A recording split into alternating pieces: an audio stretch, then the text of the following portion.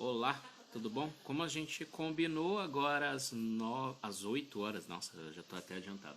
Às 8 horas a gente começa a nossa live. Então, agora é só aguardar o Ricardo entrar no ar e aí a gente vai começar a trabalhar. Tudo bom, Paulo? Como vai? Boa noite. Vou só chamar aqui o Ricardo. A gente volta. Ô, Ricardo, tudo bom? Vamos lá, agora deixa eu te chamar aqui para a gente iniciar a nossa. Everton, boa noite, tudo bom?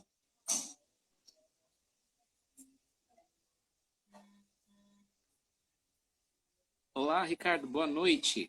Tudo bom com você? Olá, Cris. Tudo bom? Tudo jóia, tudo jóia. Bom, Deixa eu acertar aqui. maravilha, maravilha. Então a gente está aqui, mais uma live na terça-feira. A ideia é da gente fazer uma sequência de lives nessas terças-feiras para que a gente fale aí um pouco sobre essa pandemia, essa loucura que está acontecendo nesses últimos tempos, né? E o que tem relação direta com as pessoas. Porque é importante a gente olhar para as pessoas e entender que nós somos seres complexos e que essa nossa complexidade faz com que a gente tenha uma série de demandas, né? E aí, hoje, com o Ricardo Rida, a gente vai falar sobre bem-estar e espiritualidade nesse tempo de pandemia, porque, afinal de contas, as pessoas elas estão passando por demandas bastante importantes e essas demandas importantes resvalam aí em dois aspectos fundamentais, né, Ricardo? Tanto o bem-estar quanto a questão da espiritualidade e como é que as pessoas estão lidando com isso. Bom, eu queria, Ricardo, que você se apresentasse. Eu sei que muita gente já te conhece, mas para quem está te vendo agora pela primeira vez, enfim, vamos lá, as apresentações. E muito obrigado Bom, Cris, por ter primeiro topado eu esse queria te desafio. agradecer. Bom, Cris, primeiro eu queria te agradecer. Um grande prazer estar com você. Eu tenho acompanhado o seu trabalho no interior paulista, um trabalho fantástico, né? Inclusive de movimentação da consciência das pessoas. Eu sou jornalista, né? Eu dirijo um portal chamado Portal dos Espiritualistas. E também astrólogo, tarólogo, eu tenho livros publicados nessa área de espiritualidade e também dirijo um centro espiritualista. Eu trabalhei durante 26 anos na área de turismo, ainda sou sócio de uma agência de comunicação dentro desse setor, mas tenho migrado cada vez mais para um trabalho de autoconhecimento, de consciência e de despertar aí da espiritualidade na vida das pessoas.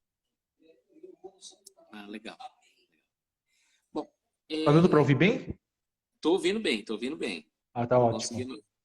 Ah, maravilha. Bom, então assim, quando a gente fala nesse momento da pandemia, muitas pessoas elas estão aí, enfim, numa fase, vamos dizer que quase de desespero, né? Muitas vezes essas pessoas elas, por medo, por informação desencontrada, um excesso de fake news de um lado, a questão religiosa, né? A religiosidade e a espiritualidade, eu gosto de fazer uma pequena separação entre os dois termos e você me corrija sempre, tá? Mas as pessoas elas estão se ligando mais à religião, de um lado, por conta aí de familiares doentes, daqueles que têm, a outros que negam, né, negam a existência da doença, a existência do problema, e, e isso acaba também se resvalando numa questão de posicionamento e de ligação com o sagrado.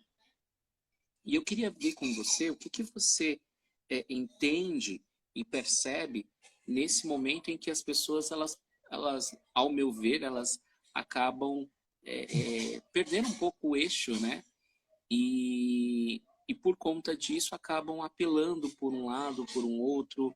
E queria ver o que você está percebendo, qual a sua visão e o que você pode hoje colocar para as pessoas e falando, olha,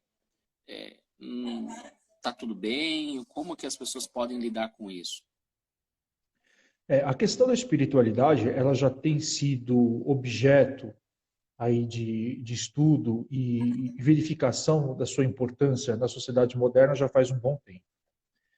A gente sabe que em momentos de grandes transições, sejam elas transições tecnológicas, sociais, políticas, econômicas, as pessoas tendem a buscar alguma coisa muito segura, né, diante de um ambiente de muita transformação. Então, já faz um bom tempo, alguns anos, que as pessoas têm buscado mais a religião, e não necessariamente a espiritualidade, como você falou, né? A religião enquanto forma enquanto âncora, enquanto um porto seguro diante de uma sociedade que tem se transformado de forma muito intensa e muito rápida. Eu acho que a definição que você falou de espiritualidade e religião é totalmente correta, ao meu ver, na minha opinião. Eu sempre vejo espiritualidade enquanto um caminho de transcendência, um caminho de você ir além daquele universo palpável e percebido pelos cinco sentidos, enquanto a religião é uma das formas possíveis de você lidar com a espiritualidade.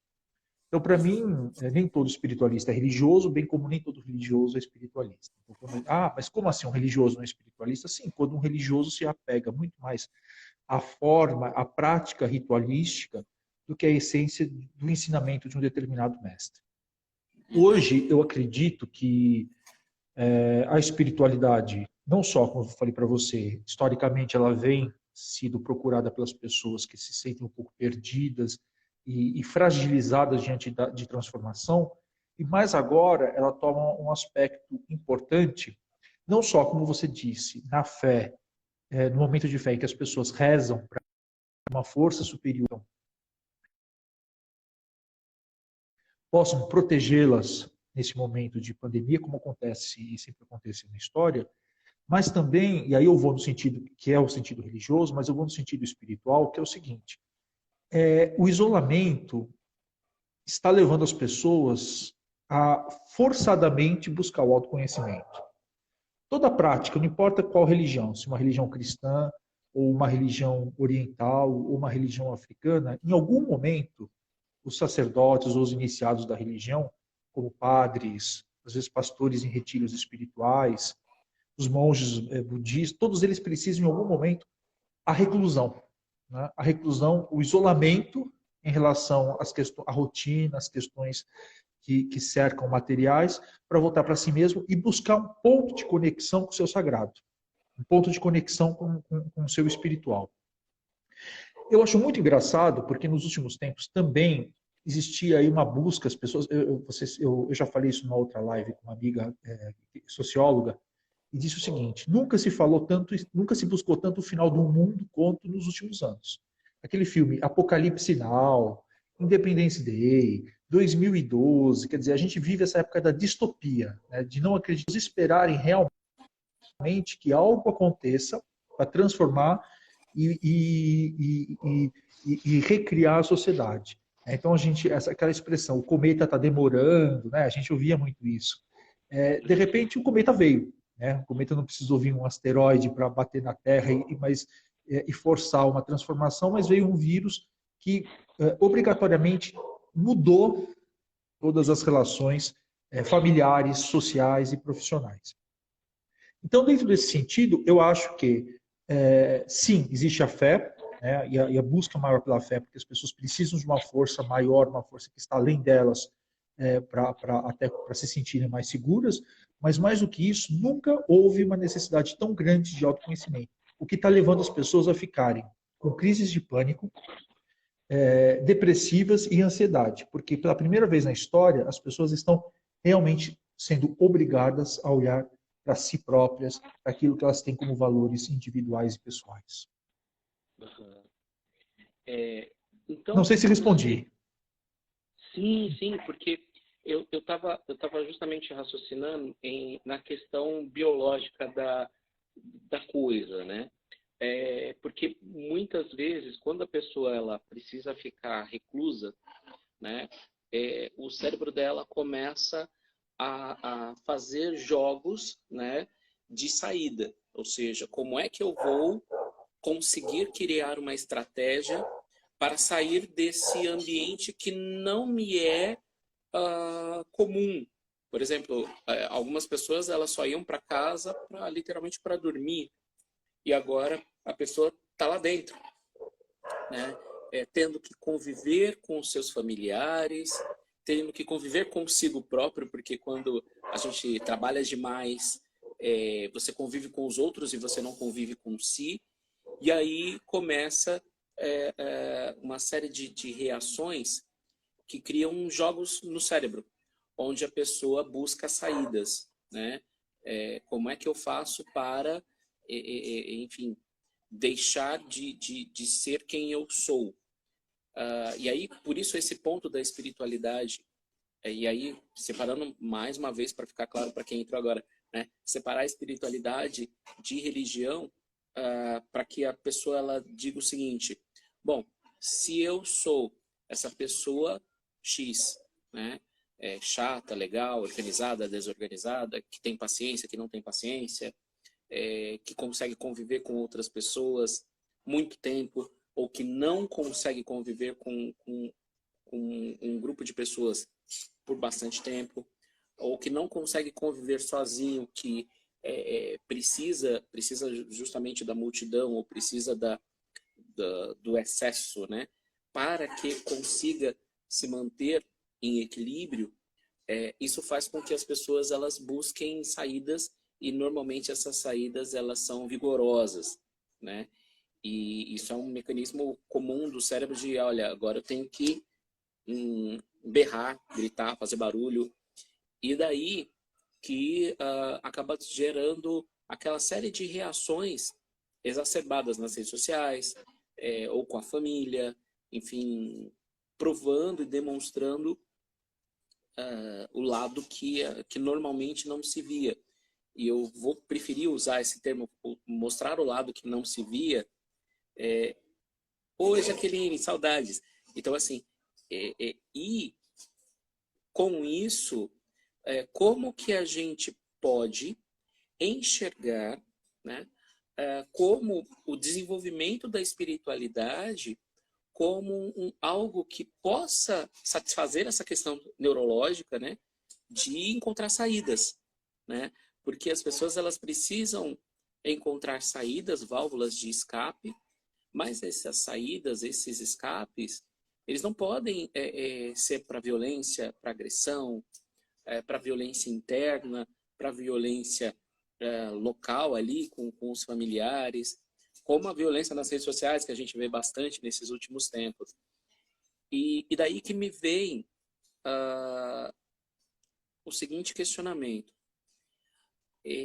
como que as pessoas, e aí independente da sua religião, busquem um olhar para a sua espiritualidade para poder, enfim, extravasar de um lado essa questão de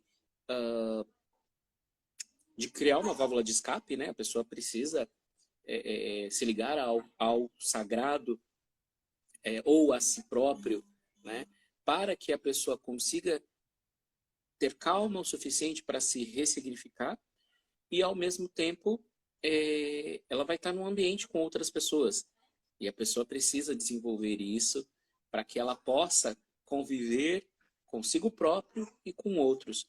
Você tem alguma visão em relação a isso, ou até mesmo uma sugestão para as pessoas de como elas devem começar a se raciocinar, né? Começar a se olhar para que ela possa ter essa válvula de escape melhor? Não importa a corrente filosófica ou a corrente espiritualista, todas elas trabalham você usou o verbo essencial para essa situação, que é ressignificar.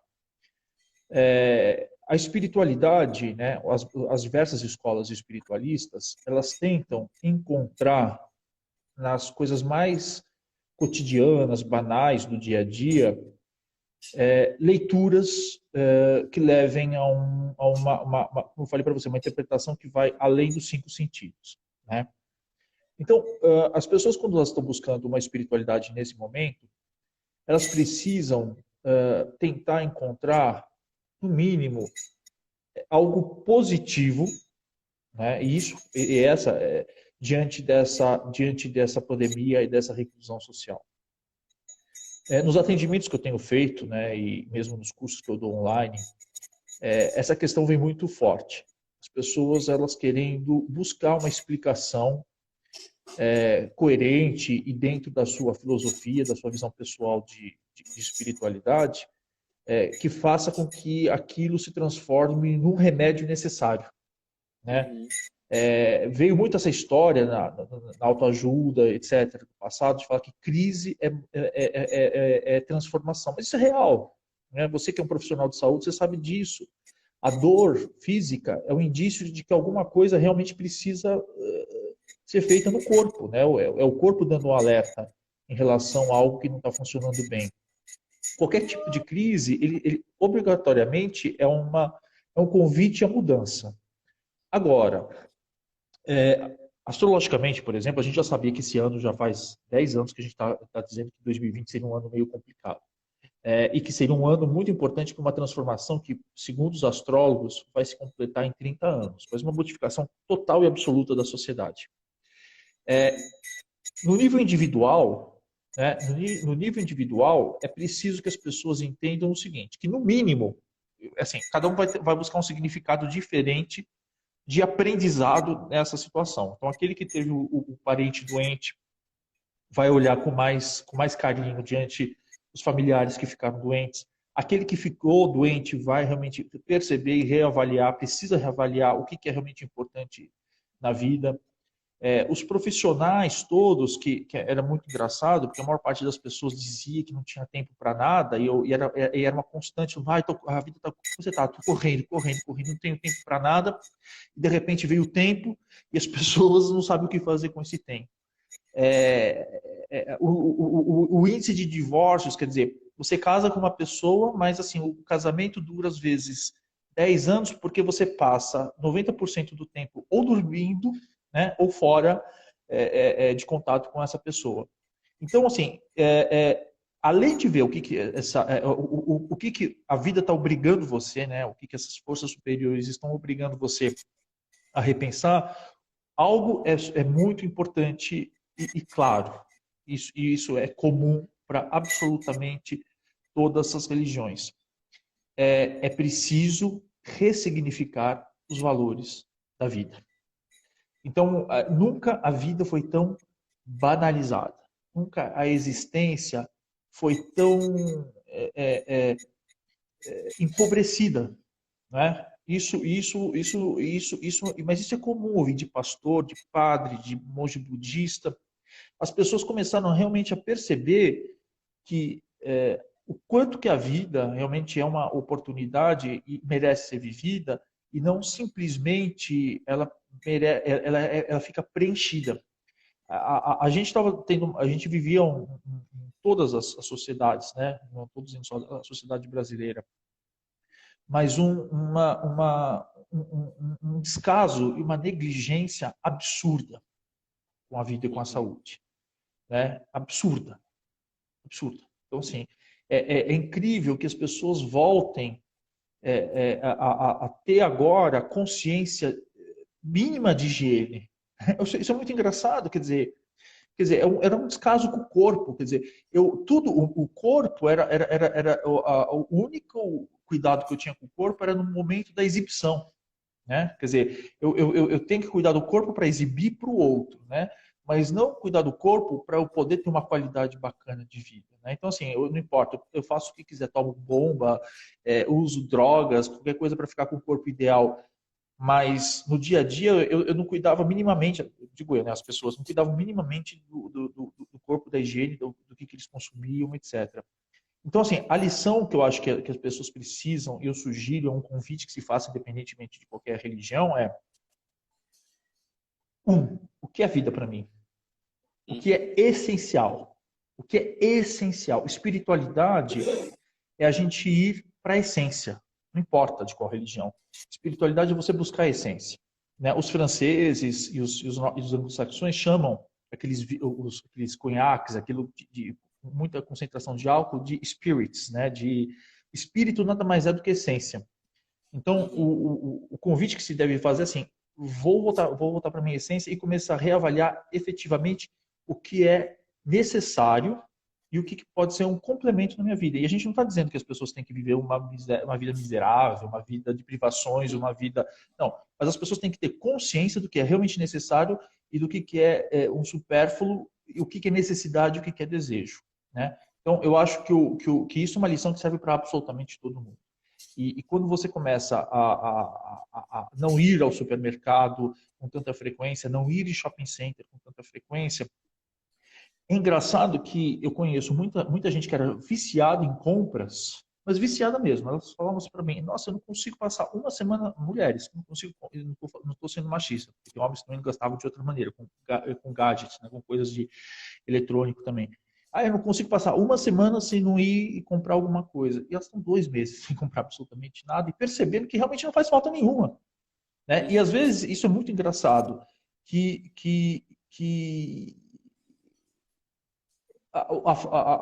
estão repensando a forma de administrar, inclusive, a vida financeira. Né? Então, eu acho que a gente começou, acho que estava tudo a gente estava vivendo muito de ilusão, né? Como os budistas falam muito, era tudo assim, o que eu pareço ser, né? Tipo, então todo mundo eram os filtros, eu pareço ser, de repente agora a casa de todo mundo, tá? A gente entra na casa de todo mundo, a gente vê que teve uma live da Ivete Sangalo lá, a Ivete Sangalo cantando de pijama e o marido varrendo atrás a purpurina com a vassoura. Então, eu acho que as pessoas começaram a ter realmente a percepção do real. Eu acho que os influenciadores digitais, por exemplo, que viviam, isso também era muito engraçado, era um mundo de festas, era um mundo de roupas e não sei o quê. E agora não tem look do dia, porque as grifes não tem como mandar para as blogueiras todo dia roupa nova. Então, na verdade, modificou realmente o conceito de essencial. Então, eu achei muito bacana a sua ideia de falar de espiritualidade, porque espiritualidade é essência. E nada mais ficou em evidência durante essa pandemia do que a essência, que é realmente essencial na vida das pessoas. E isso eu acho que revela, na verdade, e aí talvez seja um grande desafio para muitos e muitas, de que agora você vai ver que você vai ter tempo para muita coisa, que muito pode ser feito, e ao mesmo tempo você tem que aprender a conviver consigo, que talvez seja o grande desafio para muita gente que está aqui, ou que está acompanhando, ou que vai ver depois, de que a gente precisa encarar uma realidade. A realidade, sim, é que está se mudando.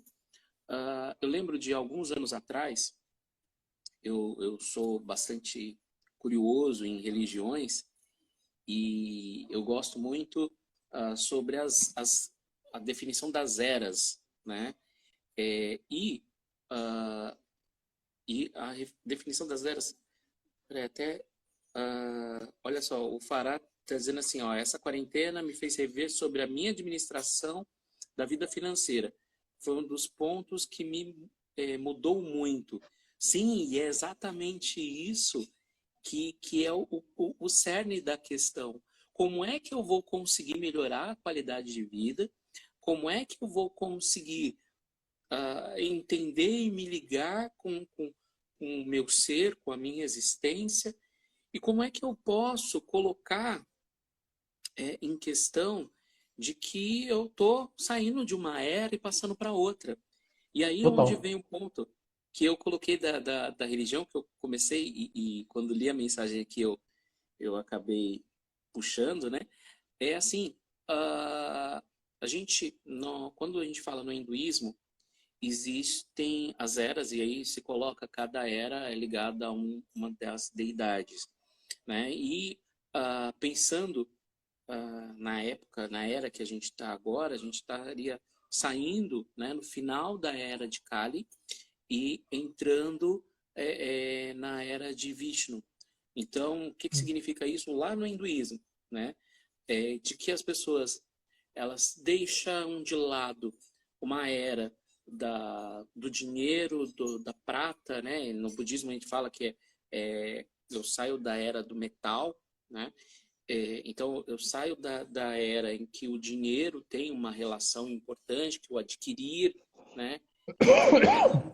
Que o possuir tem um valor, e eu vou passar para uma era que, na visão hinduísta, coloca que é a era da plenitude. Inclusive, quando você vai fazer uma relação entre eras e calendários religiosos, né, você percebe que existe um momento, ou existiria um momento, e eu não sei se seria isso na astrologia, tá? E você me aponta aí, caso tenha uma consonância nesse ponto, em que, olha, a gente está saindo de uma era e passando para outra, e que a gente precisa entender que as relações que nós tínhamos como seres humanos, chegamos num ápice, né, chegamos num limite, e agora a gente tem que optar, né, por seguir adiante, mas por um outro caminho, onde não é o adquirir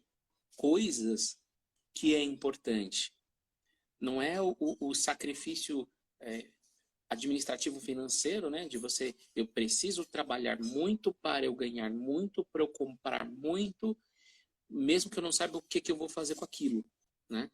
Para um momento em que você precisa saber o que você quer fazer para que você consiga ir lá e adquirir. E o que é interessante nesse aspecto é que, se a consonância for essa, inclusive empresas, empresários, que também são humanos, né? Mesmo quando a gente fala em empresas, a gente está falando de uma relação humana, precisa repensar para continuar existindo. Inclusive, até a economia tão falada aí por muitas pessoas se resvala também nesse olhar, nessa consolidação de um novo significado. E não sei, eu tenho pensado muito nesse aspecto. E, enfim, você acha que seria algo nesse caminho, Ricardo? Eu acho que sim, né? Bom, embora a astrologia védica ela lide com constelações, enquanto a nossa astrologia ela fala muito também de signos, né? Que não são constelações. Em ambas existe a certeza de que nós estamos adentrando uma nova era. O 2020 a gente já imaginava que seria um ano meio caótico, né? E vários de nós já tínhamos falado isso em entrevistas, artigos, porque a gente tem 3 planetas que estão juntos, uma coisa inédita assim, digo, na história recente da humanidade nunca aconteceu, que era eles alinhados, né? A gente teve tudo no dia 20 de março, para você ter uma noção, a gente tinha Marte, Júpiter, Saturno e Plutão, tudo junto em Capricórnio, que é um signo que fala muito de poder, de estrutura, né? Em paralelo, também no céu, a gente tem o Urano que está em Touro, que fala de estabilidade. O Urano é um planeta que causa rebuliço, ele causa ruptura na estabilidade em questões financeiras. E esses outros planetas na estrutura de poder. Então, quando acontece isso, a gente dá início a um novo ciclo de 30 anos, em que certamente a ideia de poder, a ideia de estrutura, a ideia de economia vai se modificar de uma maneira absurda, mas ela não é uma evolução, ela é uma revolução. Né? Isso, assim, do ponto de vista astrológico, a gente percebe isso. E no final de 2022 vai acontecer um fenômeno também que aconteceu há 800 anos, que é uma conjunção em aquário de Saturno com Júpiter. Isso indica uma era voltada para relações, para filosofia e relações. Né? Para os astrólogos, por exemplo, a gente sabe que a gente está saindo, não existe uma data exata, porque aí nós estamos falando de constelação, nós estamos saindo de uma era de peixes entrando numa era de aquário. Uma era de peixes é uma era muito ligada à religião mística e simbologias. E uma era de Aquário é uma era que não comporta, não é um universo místico, não é um universo religioso, é um universo filosófico, é um universo de relações, é um universo do diálogo, não é? Então, tudo que a gente está vivendo agora é realmente, eu falo para as pessoas ficam meio decepcionadas, a gente está vendo um momento muito triste, muito dramático, né? As pessoas estão muito pessimistas. Eu digo, tudo isso que você está vendo de ruim, que é esse materialismo muito esse apego às questões materiais, essas brigas ideológicas, elas são um último suspiro de uma era. Você que é profissional de saúde sabe quando a pessoa está na UTI, né, às vezes está ruim, aí dá aquela melhorada, aquele suspiro, todo mundo acha que está ótimo, no dia seguinte, já bateu as botas. Né? Isso acontece. Então, simbolicamente, a gente está passando por uma era muito parecida, de certas coisas que não fazem sentido mais, que a gente acha que é barbárie, que a gente acha que é maldade, que a gente acha que é um desprezo com a vida humana, etc. É o último suspiro para o início de uma nova era. Então, certamente isso vai acontecer. E você falou do hinduísmo, eu acho que eu sugiro sempre para as pessoas a leitura de um dos livros que eu acho mais importantes da história do homem, que é o Bhagavad Gita, né? O que faz parte do Mahabharata. E nessa obra é a briga, tem uma briga que as pessoas não entendem muito bem o que é, os Kuravas e os Pandavas, que é assim, uma briga entre parentes, né, entre familiares. Só que uma briga simbólica. O que é essa briga simbólica? Significa que o que é essa briga entre parentes, entre familiares? É a briga com aquilo, com os nossos vícios, né? Com os nossos apegos que já não são caros, que não são familiares. Né? Mas chega um determinado momento em que uma batalha se trava, né, no livro. E ele fala justamente sobre esse momento. O momento em que Krishna explica para o protagonista, eu esqueci o nome, Arjuna. Diz para Arjuna diz o seguinte: olha, meu filho, agora você não tem muita escolha, você vai ter que lutar contra os seus. Né? E o que é lutar contra os seus? É lutar com tudo aquilo que até o presente momento te era familiar, era onde estava calcado a tua existência. E, de repente, esse momento que a gente está vivendo é justamente, eu insisto, é um momento de as forças universais dão uma rasteira gigante em todo mundo e você é obrigado a rever sobre que valores e sobre que base você está apoiado. E uma sociedade que não está apoiada sobre valores coletivos, que não está apoiada sobre a solidariedade, que não está apoiada no respeito à opinião do outro, é uma sociedade fadada ao fracasso. O Harari, ele diz muito isso no livro, né? O que fez com que a sociedade e o ser humano pudesse, durante muito tempo, ter sobrevivido e ter se sobreposto, de certa maneira, dominado as outras espécies, foi a capacidade humana de coletividade e de troca de ideias. Ele fala muito sobre isso. A criação de um código único e de formas, de mitos que unissem a civilização. E, de repente, nós estamos hoje num momento em que está tudo fragmentado. Né? E é óbvio que a gente não vai querer nunca um pensamento único, em absoluto. Não existe, porque o pensamento único é como, né, é o pensamento burro, né? A unanimidade é burra, né? Já dizia o filósofo. Mas não existe a construção de rede de relacionamentos. Né? Não existe uma habilidade hoje, a gente perdeu muito nos últimos anos, a habilidade de você conviver com as diferenças. Né? Há quem diga que isso não aconteceu. Eu acho que aconteceu sim, porque a reconstrução de muitas sociedades no pós-guerra só se deu por conta disso. Então, eu acho, sim, estamos no início de um novo ciclo. Eu compartilho da ideia dos hindus desse novo ciclo em que a gente deixa o ciclo de Kali para um novo momento.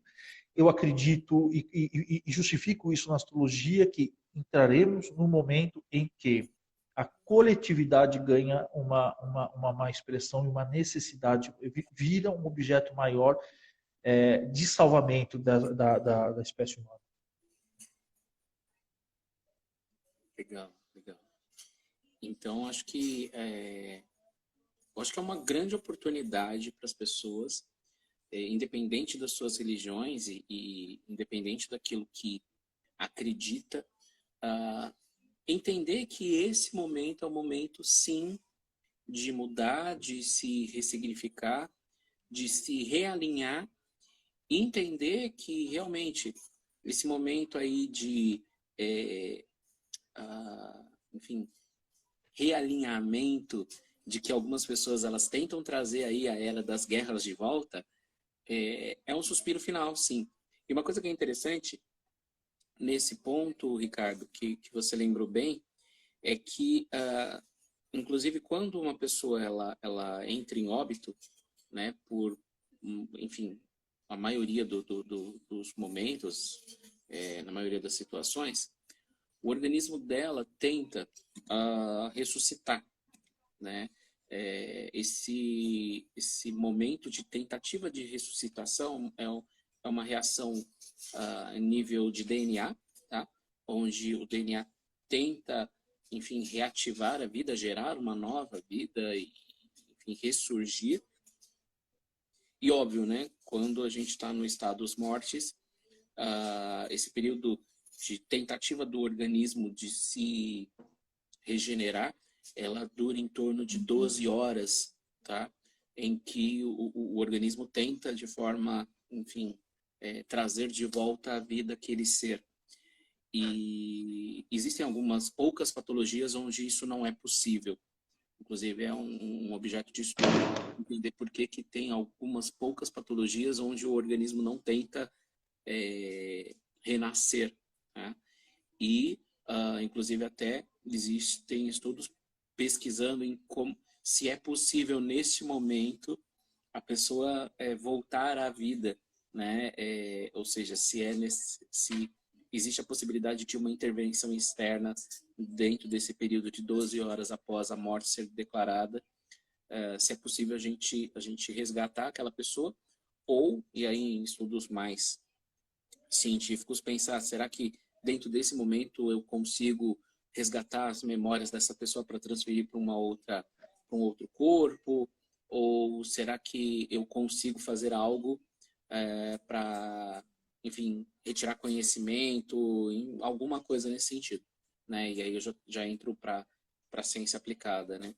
Mas que eu acho interessante esse paralelo com relação às eras, para que as pessoas entendam que sim, vai ser a gente está numa fase final de transição em que vai ser muito fácil a gente ficar com raiva, vai ser muito fácil a gente ficar indignado, vai ser muito fácil a gente se revoltar e ao mesmo tempo vai ser muito difícil a gente controlar esses impulsos para que a gente possa, enfim, se manter inteiro, né? Talvez seja uma estratégia bastante difícil e que faz com que a gente tenha que olhar para os nossos amigos do lado e tentar ajudá-los também.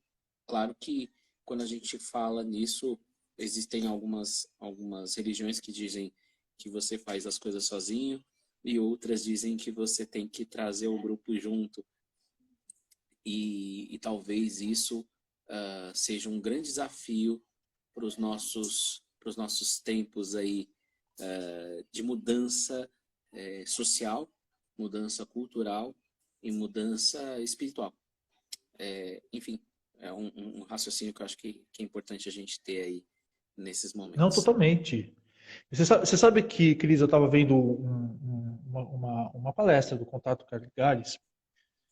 Quem não conhece, é um psicanalista super bacana, professor, que está estudando, ele já está estudando há 4 anos já, as relações sociais humanas atuais, mas baseadas no cristianismo. E agora eu vou ser um pouco polêmico, mas eu não tô inventando absolutamente nada, tá? Eu estou falando aquilo que efetivamente está escrito no Evangelho, mas que é um ponto importante de reflexão. Ele diz assim, bom, a gente sabe que a vida de Jesus é contada por 4 evangelistas, né? Lucas, Mateus, Marcos e João, dos quais Mateus e Marcos são os evangelistas considerados por qualquer teólogo como sendo os evangelistas históricos. Até porque João fala muito do Apocalipse, então ele vai para um lado muito mais místico, etc. E Marcos e Mateus não. Marcos e Mateus são muito precisos em períodos históricos e fatos históricos da vida de Jesus. E todos eles trazem algumas passagens que as pessoas não entendem muito bem do Evangelho de Jesus, quando diz assim, Jesus está lá com seus discípulos e chega uma pessoa e fala assim, mestre, tua mãe e teus irmãos estão te chamando. E Jesus vira assim, quem é minha mãe? Quem são meus irmãos? Meus irmãos estão aqui, né? Meus discípulos. Aí, num dado momento, também ele conta uma outra passagem do Evangelho. O Caligares traz isso que todos nós conhecemos, mas que ele traz uma leitura muito interessante. Uma pessoa, acho que era Zaqueu, queria seguir a Jesus, e Jesus diz assim, então, Zaqueu, vem me seguir. Aí Zaqueu diz assim, não, Jesus, agora eu preciso enterrar meu pai, porque eu estou em um período de fúnebre, né, de ritos funerários. E Jesus fala assim, deixe que os mortos enterrem seus mortos e venha me seguir. Aí veio num outro momento, também uma passagem aqui muito polêmica dentro do Evangelho, mas ela existe, quando Jesus diz assim, eu não vim trazer a paz, eu vim trazer a guerra. Eu vim trazer a espada, em que uma mãe vai se desentender com a filha e o pai vai se desentender com o filho. Então, as pessoas levaram muito tempo para tentar fazer, e vários teólogos têm interpretações distintas sobre isso. Mas ele traz um fenômeno muito interessante, e eu estou falando disso porque a nossa cultura, né, o Ocidente está estruturado, né, na cultura cristã, de que em todos os momentos Jesus falou de fraternidade universal. Então ele nunca quis que as pessoas ficassem restritas a núcleos, como era o judaísmo, né, ou clãs, ou famílias, e que houvesse uma fraternidade e uma solidariedade muito maior. Qualquer pessoa sabe que se você não pode ser convertido ao judaísmo. Você pode até ter rabinos mais modernos que tem, mas assim, os ortodoxos nunca vão reconhecer. Se você não vier de uma família judaica, você nunca será judeu. Se a gente imaginar que dentro das religiões mais antigas, mesmo na África, com os orixás, hoje aqui no Brasil o candomblé, a Umbanda te permite isso, mas assim, na África, se você nascia em Queto, você obrigatoriamente tinha como Oxóssi a sua divindade. Se você nascesse em Oiô, Xangô era a sua divindade. Ou seja, na antiguidade, as religiões elas eram sanguíneas, né? E Jesus trouxe uma grande revolução no sentido que ele disse o seguinte: olha, primeiro, a sua salvação está garantida a menos que individualmente você assuma o seu livre-arbítrio e faça as suas escolhas, né? Inclusive de escolher ou não o cristianismo como religião, enfim. Mas, em um dado momento, o que ele diz? Ele diz o seguinte: não importa se você é grego, se você é egípcio, se você é judeu, se você é babilônico, se você é persa, se você é romano, todos podem seguir a minha palavra, né? Por que eu estou trazendo isso? Porque que é uma coisa polêmica e justamente fala muito dessa época. Porque não existe possibilidade nenhuma, inclusive de alguém se titular cristão, não importa qual vertente, se é católico, evangélico, catecista, etc., e criar, se fechar em guetos, se fechar em grupos. Não existe. Isso isso aí não existe, não haverá nenhum teólogo que possa dizer o contrário, né? Então assim é muito desvirtuamento, inclusive, porque Jesus, para uma pessoa que se intitula cristã, e a Igreja Católica tinha muito disso, ela dizia que não importa se você era francês, italiano na época, né, da Idade Média, o fato era que existia uma cultura universal. Então uma das coisas que a gente precisa voltar nesse período agora de pandemia é tentar voltar, como eu disse, independente de qual é a sua religião, é voltar à origem dos escritos dos seus mestres. Se você é um budista, voltar à origem, para a essência do que diz Buda. Se você é cristão, é voltar à essência do que diz Cristo. E certamente todas essas grandes figuras, não é, vão falar de universalidade. E não existe possibilidade, ao meu ver, e vou repetir, de a gente sair disso se não houver um espírito coletivo. Não existe. Essa pandemia, ela não as pessoas estão achando que vão voltar à normalidade, não vão voltar à normalidade. Como eu te falei, eu trabalho na área de turismo, eu vejo que protocolos muito rígidos vão se modificar, relações internacionais vão se modificar, mas de qualquer maneira não existe, e essa pandemia é um exemplo típico. Você pode ser rico, você pode ser pobre. Se você não tiver um trabalho, né, se você não tiver uma união de pessoas, não existe possibilidade dessa crise ser superada individualmente. Não existe isso aqui.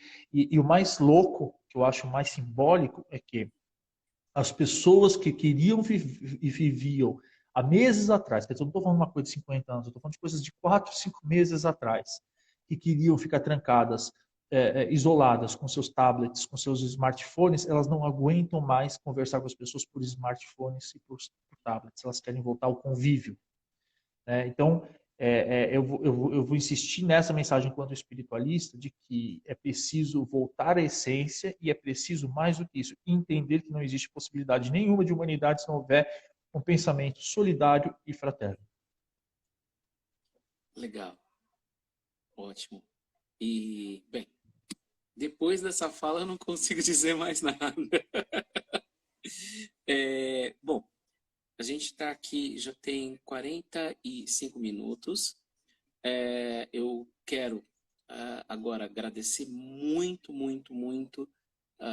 Eu acho que é um tema muito amplo. Foi um desafio da gente falar um pouco sobre isso. A gente precisa entender que, enfim, o nosso cérebro, aí eu vou falar da parte biológica da coisa, né? O nosso cérebro nos coloca em exigências e eu acho que a espiritualidade é uma forma da gente responder essas exigências que nos são impostas e, ao mesmo tempo, a gente sabe que o desafio é muito grande. E sim, eu também acredito muito que sem união, sem um pensamento coletivo, a gente não vai conseguir evoluir. E é importante a gente lembrar que toda evolução que fez nós sermos como somos, quanto seres humanos, está baseado em um único sentimento, que é a empatia. E esse desafio de nós sermos empáticos é a base neurológica, e aí isso está falando de funcionamento do hipotálamo, mas, do outro lado, é a base, enfim, espiritual de como o nosso cérebro vai agir, porque se nós não formos empáticos, nós não somos seres espirituais. E toda evolução antropológica está baseada neste sentimento. Então, eu acredito muito, sim, que é uma oportunidade que nós temos de continuarmos existindo, né? A minha fala é um pouquinho pesada nesse sentido, mas eu acredito muito nisso, pensando biologicamente mesmo, assim, tirando toda a questão espiritual e colocando em separado, eu olho e falo, bom, sem outros seres humanos a gente não vai existir, porque nós somos somos seres sociais, nós somos seres que a nossa relação de existência depende da presença de outros para que nós possamos nos relacionar. O nosso cérebro depende disso para que a gente consiga continuar nos reconhecendo. Inclusive, existem estudos que falam, por exemplo, de quando você separa uma pessoa e coloca ela, a partir de 3 meses, em situação de rua, sem convívio social, a pessoa desaprende a se colocar novamente na sociedade. Por isso que existe esse desenho bastante triste em que uma pessoa fica em situação de rua e às vezes aparece a oportunidade para ela voltar para uma casa e ela não quer, mas é porque ela não sabe mais como é, né? E isso é um desafio, e nós estamos passando por um desafio que também nos faz esquecer o que éramos antes, para que a gente possa seguir. Então, acho que esse período tão longo é importante para isso. Bom, eu gostaria de, com essa minha fala, agradecer a sua presença, agradecer a presença de todo mundo que passou por aqui, dizer que essa live ela vai ficar ela fica 24 horas, mas eu vou gravar aqui e depois colocar no YouTube e nas fanpages do Facebook. E também vai ficar disponível no formato de podcast, aí que o pessoal pode pegar pelo Spotify ou qualquer outro desses aplicativos, como no Google Spots e por aí vai, tá bom? Então, Ricardo, muito obrigado. Eu que E, agradeço. enfim, eu acho Não, que deixa o canal YouTube, qual que é o nome? você pode me encontrar, professor Cristiano Ricardo, sou eu. Você vai Tá encontrar aí ótimo.